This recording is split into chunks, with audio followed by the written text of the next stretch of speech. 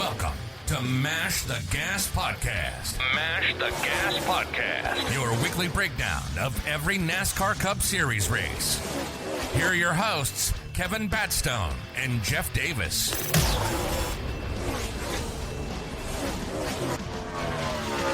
Welcome back, race fans, to another episode of Mash the Gas Podcast. My name is Kevin Batstone. Joining me shortly, Mr. Jeff Davis. We are here to break down the Straight Talk Wireless 400 from the Homestead-Miami Speedway. We got two locked into Phoenix, one spot left to go, one on points. It's heating up. Jeff, who mashed it the hardest this week? Well, he definitely killed it for sure, and that's the number 45 of Tyler Reddick, getting his third win of the year, his first ever at Homestead, but his eighth career win. He led the most laps, Kevin. He crushed it all day long. He did great in stage finishes. I mean, you can't deny that Tyler Reddick did not deserve this win, and he punched his way, Kevin. How about that call by Billy Scott, man? Come on the radio, and he tells Reddick, look, man, we're basically going to ride this thing till the wheels fall off. We're running it out of gas. We don't care what the others are doing. Our strategy is this. We are playing for the yellow. They pit. The strategy changes a bit at the front. 45 is probably thinking, man, we're just going to try to struggle to get a top 20 finish. Caution comes out, restarts, blows by everybody, blows by the 12, the 11. Just held it wide open on the outside there, Jeff. It reminded me of Days of Thunder. If you go to the outside, it will hold. Just flew right around Blaney. He didn't even see it coming. It was an incredible race. I really was impressed for the display of racing that we saw yesterday all over the track, you know, front, back, 3, 4 wide. It was just really, really good racing. And you're right. Tyler Reddick, he stuck to that outside. And that's what did him in. He crushed it, man. I mean, I really thought that he was either going to, you know, run out of gas or tires going to go down or something. But then he did pit, you know, and then that caution came out and he had only six laps, only probably 2 or 3 while actually under racing conditions. But he had what it took and he punched his ticket. Like you said, 97 laps led around there, riding the boards, came out of the gate strong, fast in practice and qualifying, number 1 pit stall. Everything was going right for the 45, but he definitely had to put his gloves on and go to work there on that final restart. You know, I really thought Denny Hamlin, that was his shot. Everyone knows I picked him to win the championship. I thought he could do it. 2 to go. The 12 gets around him. Those two are kind of battling. Then out of nowhere, the 45 just dives down into turn 1 on the white flag lap, washes it up off turn 2. Going down the back straightaway, I thought there's no way. I mean, maybe these guys can get side by side and try to drag race it back to the line, but just flat out drove straight around the outside of Blaney. Even Blaney said, he goes, I don't know what I could have done different other than block that lane, but he probably would have got run over. So, you know, give credit when credit's due. The freshest tires, the best pit strategy won this race. And most importantly, look, they're locked into Phoenix. They don't even have to worry about Martinsville. They can go run for a championship. Yeah, they're going to have a good time next week. I think it's going to be a fun race to watch. That is always one of my favorite races. And to see Ryan Blaney come in P2, I felt kind of bad for him. He looked a little dejected out there, you know, because right now he's kind of in a must-win situation at 38 points to the negative. He has to win. You know, I do think that Kyle Larson being 7 points underneath the cutoff line and even Denny Hamlin at 18 points under the cutoff line have a chance to race their way in. You know, Kyle Larson for sure. Danny's kind of 50-50. But when you look at Ryan Blaney and Chase Elliott, you know, 38 and 43 to the negative, they are definitely in a must-win situation, Kevin. Yeah, there's no question mathematically, Jeff, when we crunch these numbers. I mean, yes, Denny and Kyle could race their way in, but that could is contingent on Christopher Bell and the 24 of William Byron not having great days at Martinsville. Could it happen? It could, but history has shown that these two run pretty well at Martinsville with the 24 coming off a win there in the spring. You know, Seabell obviously having some good top 5 runs there. I feel like Seabell's pretty much already pointed his way in. The way I'm looking at this thing is there's one spot left up for grabs. And I think if it's not one of the two that have already won and locked in, it's going to take a win to get in. You look at guys, like I said, Byron, who won it in the spring. We know that Denny Hamlin can win at Martinsville. He ran 3rd there last year. But look, Ryan Blaney, he won this race a year ago, Jeff, so he can get it done. He won his way into Phoenix a year ago. He knows what it's going to take. But look, it was kind of a missed opportunity for the 11 and the 12 to go out and get a win. You know, the 45 upset their party, and it is what it is. As Blaney said, you know, he used to get upset about it. There's nothing we can do. We got to go to Martinsville and try to win. And same goes for Chase Elliott. I mean, this thing is going to be an incredible battle. And Chase Elliott did a lot of hella good racing. It was just amazing watching him battle throughout the entire race. I mean, when we watched this race, folks, I mean, I would say about 6 to 7 of the playoff drivers were in the top 10 almost the entire race. And that was what was so fun to watch about it. But that's also when you look down to coming down to points, that's what makes it really tough, trying to get above that cutoff line. Cause like you mentioned a minute ago about William Byron, in the spring race, like Hendrick, they kicked ass in the spring race. Those any of the Hendrick drivers can go in there and win. So it's going to be an interesting race next week. But yeah, definitely the 45, getting that first stage win. He started on the pole. He just ran super hot all day long. He really did deserve the win. So congratulations to old Seabell. It's kind of cool to see him punches ticket to the final four. And now we're just going to have to wait and see who the final two spots go to, Kevin. Well, yeah, like you mentioned, and we were talking, I think Seabell is in pretty good shape points wise, unless he gets a DNF here in stage one at Martinsville. I feel like those guys just have to be smart, go after some stage points, try to run top 10, and they kind of control their destiny coming in plus 29.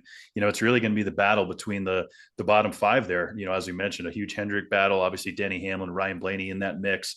And I thought Denny, picked up stage 2 win at the race yesterday. Great call there by Chris Gabehart to split that stage. We saw guys kind of pit early. We saw some guys come a little bit later. Denny split it right in the middle and was just lights out fast, was able to pick him up, lay him down, picked up that stage. When they tried that strategy coming to the end, I don't think it would have worked had this race stayed green. But, the way that they split that stage, even tires, even fuel distribution, really played in their favor. Just, the laps just didn't fall accordingly for them. So they're probably kicking themselves over. I know Denny he's really kind of kicking himself a woody, but holding off a charging 45 and 12 there, with a track like Homestead, Jeff, where we see those 3 lanes, even 4 lanes, you got up against the wall, you got the middle, you got the bottom. It's so tough to block.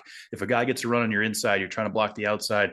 And I think that's what makes Homestead a really successful 1.5 mile racetrack. I mean, we understand why it was the championship for so long. It has a place. I like the fact that we're going there. We'll be back there in the spring, of course.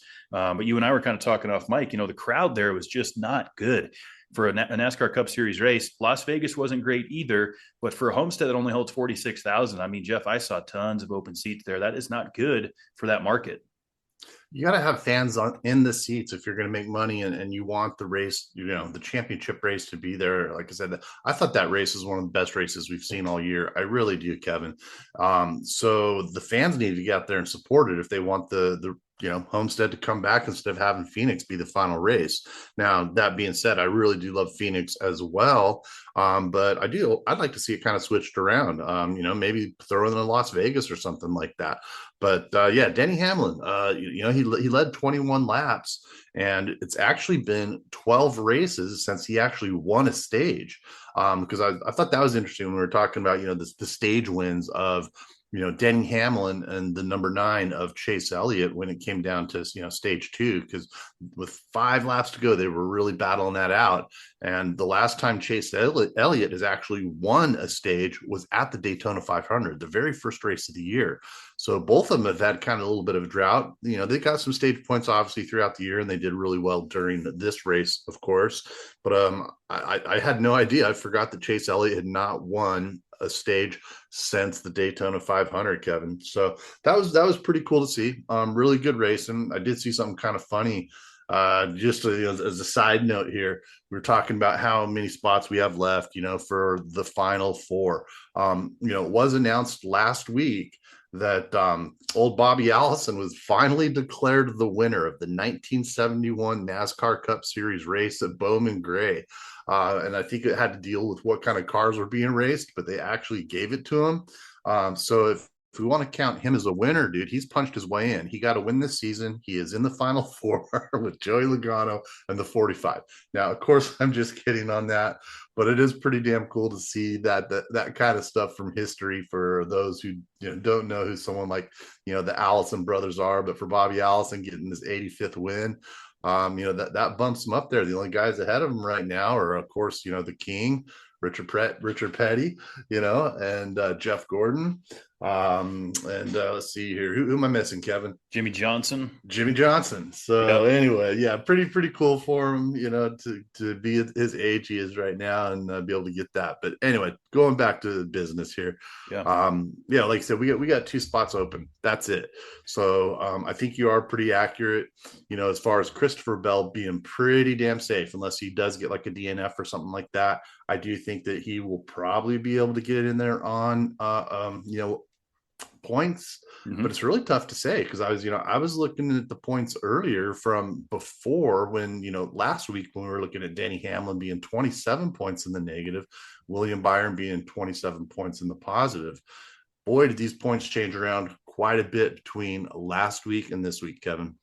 Well, it really did. I mean, you just mentioned Denny Hamlin, who picked up stage 2 win, finished P3, led laps, arguably one of the best race that Denny has run in a few weeks. And he really only, when you look at it mathematically, he only picked up 9 points, came in 27 below, left 18 above with a stage win with running for a win. That shows you how razor thin these points are. And they're kind of difficult to follow live action while the race is happening. You kind of almost have to analyze it before and after because there's so many variables, like the way that the points change during green flag pit cycles. It's constantly being scored to the current if the race were to finish now. So, for folks that don't watch NASCAR a lot, I was having to explain this to people. They're like, well, what, it's a green flag pit cycle. So, of course, we saw it in stage 1. Once the cycle went through, Chase Elliott assumed the lead, was running really, really lights out fast. Chase was doing everything they needed to. I think him and Gustafson definitely had a good plan, brought great speed, but just came up a little bit short on the long run plan there. But if I'm the 9 and Gustafson, I'm looking at Martinsville and going, we ran 3rd here. We know how strong Hendrick Motorsports is. We got to go out here with a must-win attitude, and we know Chase, if he can make it to Phoenix, he's going to be a legitimate threat. I just don't see him out of the 8 right now, Jeff. I don't see him as being, a top front runner. I feel like he is where he should be, and that would be 8th place. I feel like everyone in front of him is just a little bit better. But that said, he could go out and win Martinsville and upset this whole field. Yeah, I'm with you on that, Kevin. I don't think Chase Elliott is going to make the Final 4. I know that sucks to say for all you Chase Elliott fans out there. He is the most popular driver in NASCAR per fan vote. And, I'm sure it's tough for him. I was looking at the 8 guys that are actually in the playoffs, up or below the cutoff line for this last race, here in Homestead. And, of course, we have Tyler Reddick finishing P1. Ryan Blaney, P2. He comes in P2. He only gained 9 points between last week and this week. You had Denny Hamlin coming in 3rd, Christopher Bell coming in 4th, Chase Elliott coming in 5th, William Byron coming in 6th. Kyle Larson, amazing job. Tire goes down, starts at the very, very back, charges to the front basically, and then he winds up getting an altercation, a little on-track incident there with Blaney, and I think he just kind of tried to squeeze in. I think that was his fault. But he was still able to come back and get a P13 finish out of that. And Joey finished at the bottom, but Joey doesn't care. He's already punched his way in with 28th place as a finish. So other than, Kyle Larson and Joey Logano, 6 of the top 6 spots were all playoff drivers, Kevin. Yeah, I mean, definitely tight battles on the racetrack. You mentioned Joey Logano. He's just riding around on a Sunday drive with the hair blowing through that nice, crisp hair club hair that he has. He can sit free and easy here at Homestead and Martinsville this week. But, you mentioned Kyle Larson there and some of his woes. It really reminded me a lot of what happened to Kyle Busch in Kansas. When Kyle was leading that race, coming around, he was really, really trying to put some distance between him and Ross Chastain, ends up coming up high on the 14 and just ended up taking himself out. Just took the air rate off the spoiler, came around. Very similar thing happened to Kyle Larson when he was trying to take it 3 wide. You had Blaney on the inside. Larson comes down, tries to make an aggressive pass. That car just zipped around. I mean, Larson did a great job not backing that thing into the fence, kept the fenders on it. They came down, had to fix the rear diffuser a little bit. Good call by Cliff Daniels, gave up some track position there. But that car was lights out fast, man. We talk about it all the time. If Larson, you got the 4 wheels on it and all the toe links are on, he's going to get you a decent finish out of what should have been a terrible day. Yeah, and kind of like you and I were talking off air a little bit earlier, is he runs harder than probably any driver on these tires. I know during the race, he was bitching, with the crew chief and everything about, Thalen Gustafson saying, what does NASCAR got to do? This is terrible. What's going on with these tires? I think he just abuses the hell out of those things, and that's because of his style of driving. I know he does know how to probably manage his tires, but I think his personality of just racing and winning and the aggressiveness that he has kind of overlooks his thinking of, hey, I need to take care of my tires a little bit better, and maybe maybe his crew chief needs to talk to him a little bit more about that, Kevin. Well, I mean, it's tough to tell race car drivers to go slower, right? I mean, we talk about that when they have to save fuel. We talked about it in Vegas, with Joey Logano and some of those guys limping it. But there is a commonality there. The exact same thing happened in Kansas to Kyle Larson. I talked about it last week that this could happen again, and it did. Going into in between turn 1 and 2. Now, what Kyle has in his advantage is his ability to be in tune with the vehicle. He could feel something was going wrong, and so he started creeping up towards the wall a little bit, just in case that thing were to shred and blow the wheel apart. He wouldn't completely disintegrate the right side of that car. I mean, now the tire housing did come off, which threw the caution, which ultimately I think helped him, right? Because it slowed the field down, didn't lose as much time. But that could have been a much, much worse situation for, we've seen it happen with other drivers where they end up just overcorrecting and completely plowing the fence. So once again, what could have been a disastrous day for the 5, ended up being a salvageable day, being that he is 7 points to the negative, Jeff. He could have been coming out of here 27 to the negative. Very, very smart on his part there. Like you said, running that close against the wall, and I think he felt it start to go down a little bit. If he was like 4 or 5 car lengths below and that would have blown out, yeah, he would have spun out. He would have probably wrecked his wall like he did in Kansas. One thing I liked about the race this year, though, with the 5 car, Kevin, he did not run into the water barrels entering pit road like he did in October at Homestead. It was October 22nd last year when he was chasing in Ryan Blaney, had to slam on his brakes, and man, did he blow up those water barrels for safety barrels. I thought that was crazy. So luckily that didn't happen, but to be able to salvage the day that he did, I think he did a damn good job. You can't ever count Kyle Larson out. Well, that's just it. I mean, he's going to get you a finish. And I think everybody, in the fantasy world who had the 5, put him in the garage at the end of stage 2, just being that he was running mid-pack. He was in the rat's nest, super hard to get track position back there. That where a lot of folks said, look, I'm going to swap him out for Reddick or whoever else he had. I know I did, Jeff. I think you did as well. Most of our fantasy league did. So the payoff there, I guess, for some of us was we still have an extra use on Larson, going into Martinsville and Phoenix, where he's going to have to be performing at an extremely high level, in which he does. He knows when the pressure's on, it's time to turn it up. He's got to go battle his teammate, William Byron, for that final spot. It's going to be interesting. They're not teammates anymore, buddy. They are competitors. I think when it comes down to this last race, now I'm not going to say anyone's going to intentionally wreck someone or anything like that, but they are not teammates and they are not good buddies right now. They are there to beat each other at heart. These guys both want it super bad. I actually had both those guys going into my final 4. So I think one of them will get in there. If not both, we'll have to see, but Kyle Larson, you just can't count him out on anything. So I think more than ever next week, he's going to finish easily in the top 5 as long as he doesn't have any unfortunate incidences.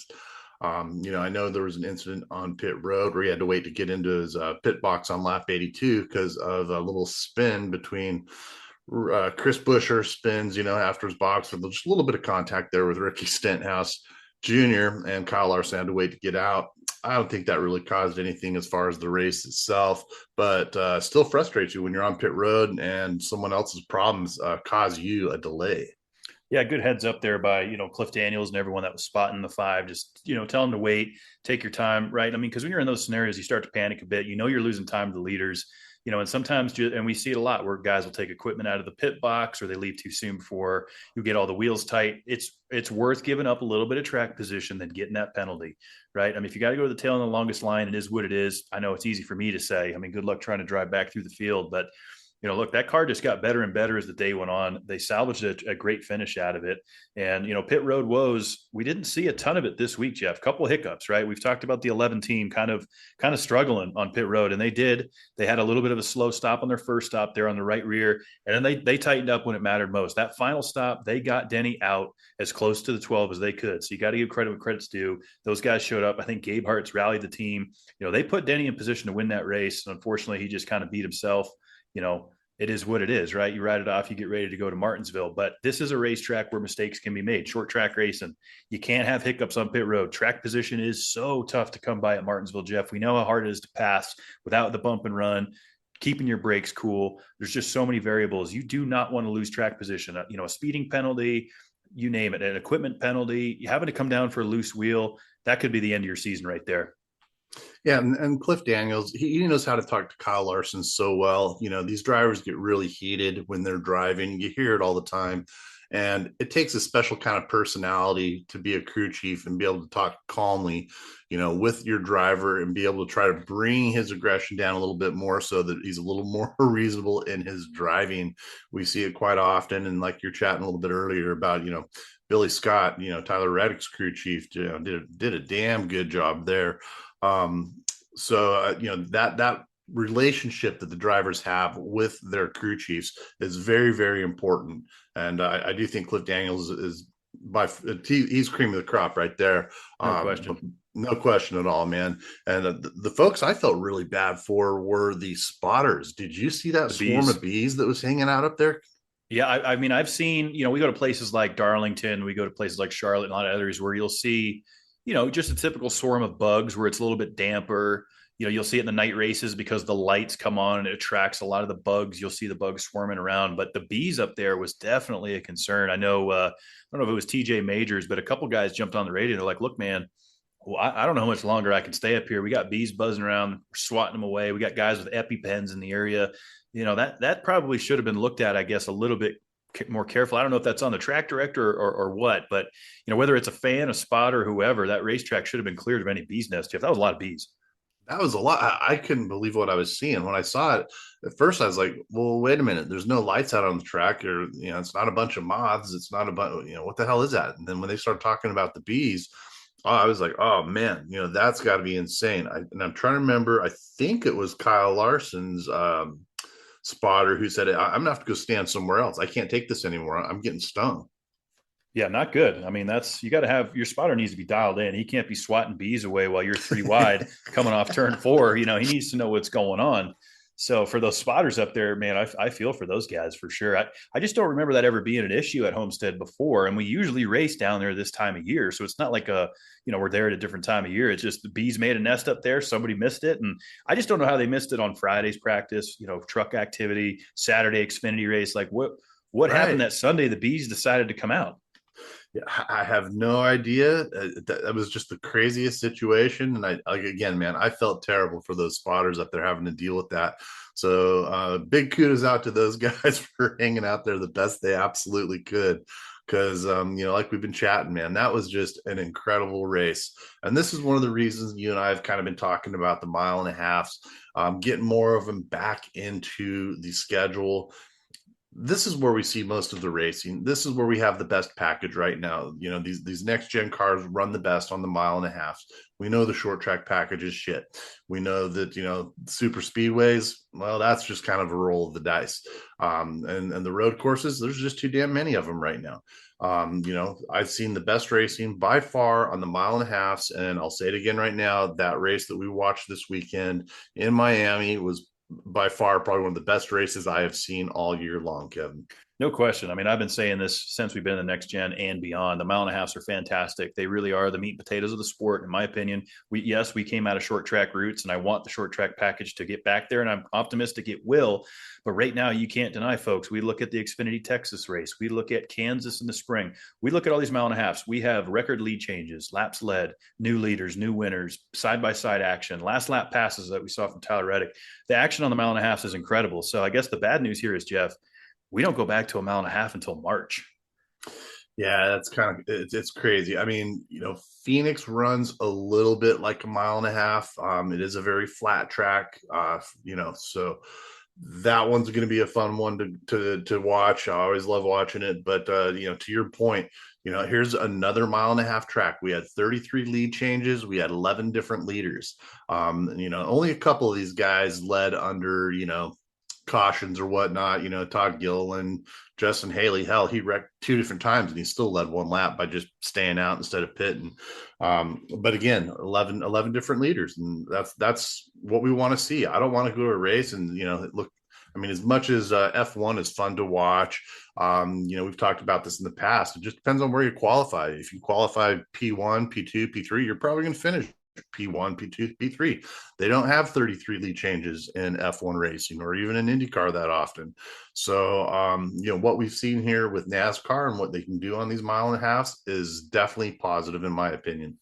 Yeah, it is. There's no question. The side-by-side, the pit strategy that we see play out, there's just a lot of variables, and again, we give a lot of kudos to Billy Scott for making that call, but I got to ask you, if the caution doesn't come out with 9 to go, Billy Scott doesn't look like the hero anymore. That strategy was just so contingent on the yellow flag. It had to happen for that strategy to work. It did. He stayed out, got all the track position, had fresh tires.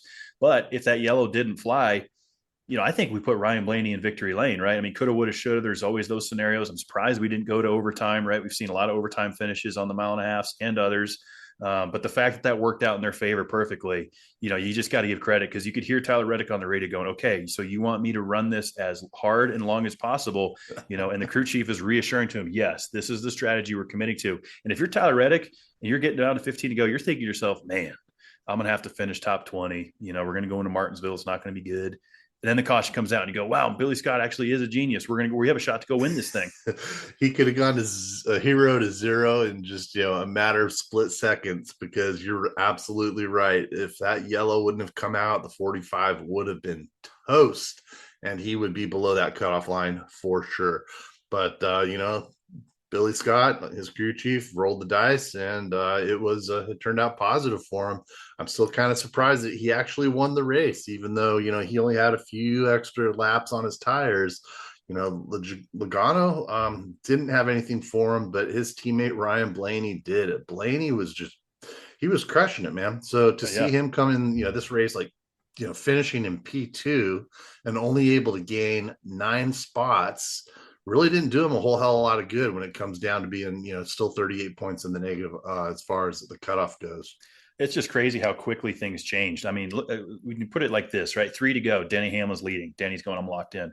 2 to go, Ryan Blaney's leading, just past 11, going, man, here we go. Team Penske, we're locked in. We're going to have 2 Penske cars. 1 to go, coming to the checkered flag, Tyler Reddick. We had 3 different leaders and 3 laps. That is NASCAR Cup racing in the playoffs at its best. I don't know how it gets any better than that. No, it doesn't. And then I do also want to give a shout out to 2 other drivers who finished in the top 10. And you're probably gonna know who I'm talking about. Finishing P8, we had AJ Allmendinger, and P9, Carson Hocevar in the 77 car. He ran his ass off this entire race. I think if I were Carson Hocevar after that race, I'd be thinking, this is the best race I've ever had in my career in the Cup, obviously, if not my entire career.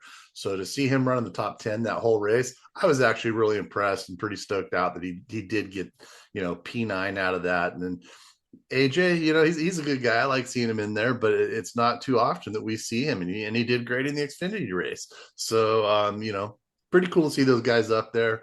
But yeah, damn great racing this weekend. It was. You mentioned Carson Hocevar, stage 1. I mean, he was battling up there with the playoff guys, finishes for P5 in stage 1, getting in the way of Denny Hamlin and Christopher Bell, going, man, this guy's actually racing with the guys in the top 8 in playoffs. And then stage 2, P8 again. So he ran a top 10 race, to your point, the entire race. I mean, that kid just gets better and better. He's not in the best equipment on the racetrack, but he is certainly maximizing the finishes and the opportunities given.